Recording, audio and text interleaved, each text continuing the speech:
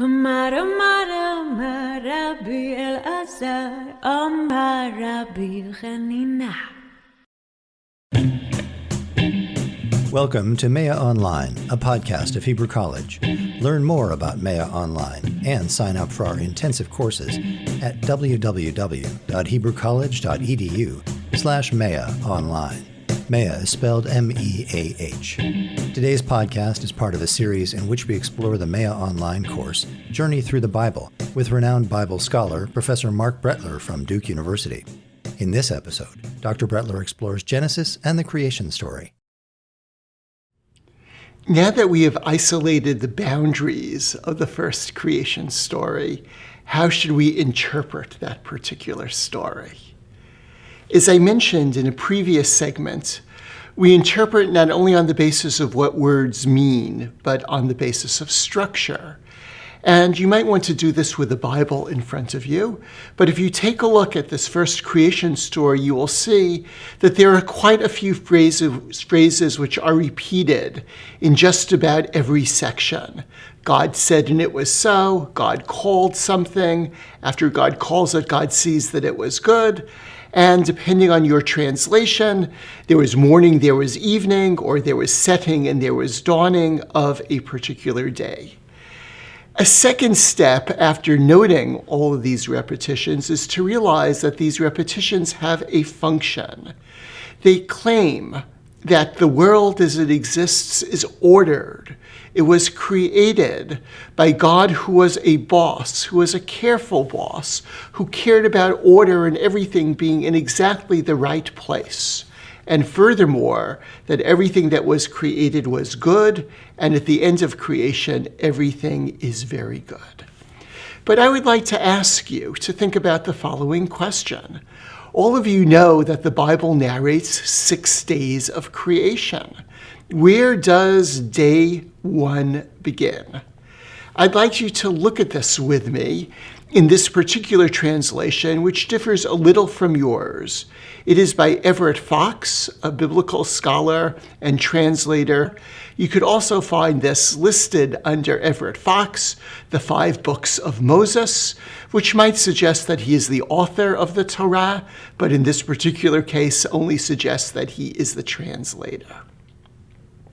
As you look through this material on this slide and on the following slide as well, and you ask yourself the question of how does each day of creation begin? You see that each day begins with the phrase, God said, and each day of creation concludes with the phrase, there was setting, there was dawning, day X.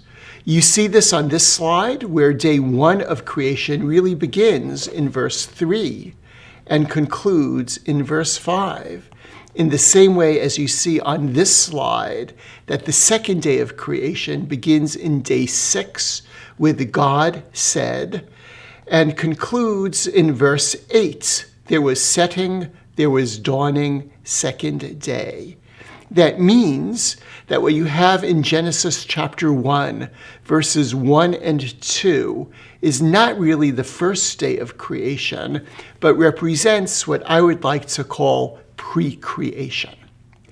And this becomes important because now, if you take a look at the structure as a whole, you see that verses 1 and 2 are pre-creation.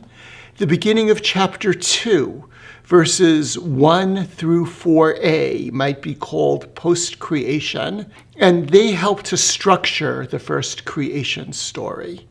In addition, there is a symmetry between the first 3 days of creation and days 4, 5, and 6 of creation. Thus, light is connected to luminaries. The fish and the fish live in the water, which is created once the sky is differentiated from the seas. The birds live in the sky, which is created on day 2. And similarly, the land animals, including people, live in the land that is created on the 3rd day. Thus, there's a clear relationship here between day X and day X plus 3. And you could really follow down light luminaries, sky fish birds, land to the land animals, which reflects a highly ordered, symmetrical creation. I would like to focus for a moment on the day on post-creation, on the very beginning of Genesis chapter 2, a section which many of you might be familiar with from the Kiddush, from the Friday night blessing that is made over the wine, where there you have alliteration between the words asa, to make, the word hashivi'i, the seventh, and the word shavat, to cease. Please listen to me as I read this in Hebrew. Feel free, obviously, to follow along with a translation if you have one in front of you. But most importantly, please listen to the alliteration, and which I am going to overpronounce. Vayechulu hashamayim v'haaretz v'chol tziva'am. Vayechal Elohim bayom hashivi'i milachto asher asa. Vayishpot bayom hashivi'i mikol milachto asher asa. Vayevarech Elohim et yom hashivi'i vayikadesh oto. Kivo shavat mikol melachto asher bara Elohim la'asot. This alliteration is very obvious, and in fact is actually matched by the alliteration at the beginning of the book of Genesis, which starts with the words Bereshit bara. You can clearly hear that alliteration, and also alliteration between the word wind or rushing spirit and hovering, ruach mirachefet.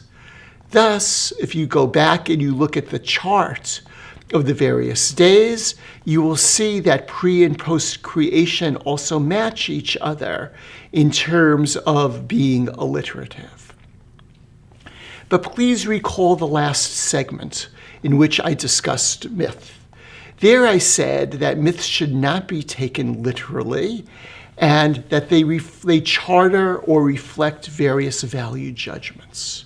So the final question that I would like to deal with in this section is, what is the pinnacle of creation? And I hope as you reread this section, you realize that there are two different domains which compete for this particular title of pinnacle of creation. One of them is the creation of people, where instead of let me make, which is typically used elsewhere in Genesis chapter 1, here God says, let us make. This is likely a reference, or let us create.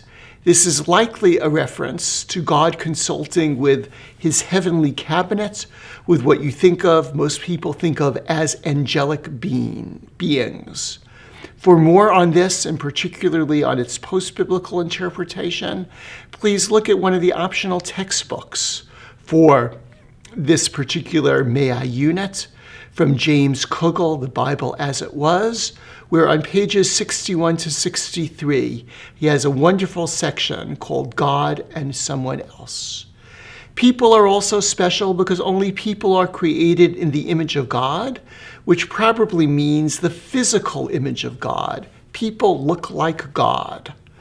Only people are given such complete dominion.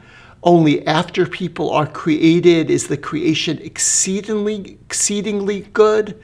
One of the verses is poetic, unlike the rest of Genesis chapter 1, and creation of people is narrated in a much longer set of verses than the creation of all the other objects. Thus, in all of these ways, people are highlighted as the pinnacle of creation. But the Shabbat, the Sabbath, is also made special in one way. People are not hallowed or declared holy in Genesis chapter 1, but in that first creation story at the beginning of Genesis chapter 2, the Sabbath is declared holy or is hallowed. In the previous slide, I mentioned that verse 127 is poetry. I'd like to read it to you in English and then in Hebrew to give you a sense of its special poetic structure. I'll talk about poetry in a later module and what typifies biblical poetry. For now, I would just note, and you could see this in the highlighting on the slide, that poetry is typified by repetition. So God created humankind in his image. In the image of God did he create it. Male and female did he create them. Look at or listen to the repetition of God, create, that is actually threefold, twice image, and in Hebrew, the words it and them closely mirror each other. So that, if I now go to the Hebrew of this particular text, just so you can hear it, Vayivra Elohim et ha'adam b'tsalmo, b'tselem Elohim bara oto, zachar unekeva bara otam. I hope you can hear the repetition and perhaps even the rhythm in this particular verse, which contributes to the highlighting of people as the pinnacle of creation. And finally, as I said, there is a second pinnacle of creation, namely the Sabbath, where God, according to Genesis 2, verse 3, declared it holy, hallowed it. Now, of course, I'm being a little silly in the slide because these other items, the challah, the Shabbat candles, were not part of biblical Sabbath, but the biblical Sabbath is important here because it is hallowed, unlike the creation of humanity. To bring this little section together, this first creation story is comprised of 1:1 to 2:4a, which is its own unit. It is a myth. It charters issues and values of collective importance, the place of God, the goodness of the world, the order of the world. Note that in this particular creation story, male and female are created together simultaneously, and they are both in the image of God. It has something to say about gender, and it also highlights the importance of the Sabbath. Thus, read it properly as a myth. And if you read it like history or science, you are going to be like the Martian that I referred to in the previous segment, who does not understand the function of the Doonesbury comic and reads it in the same way as the first page of the Boston Globe.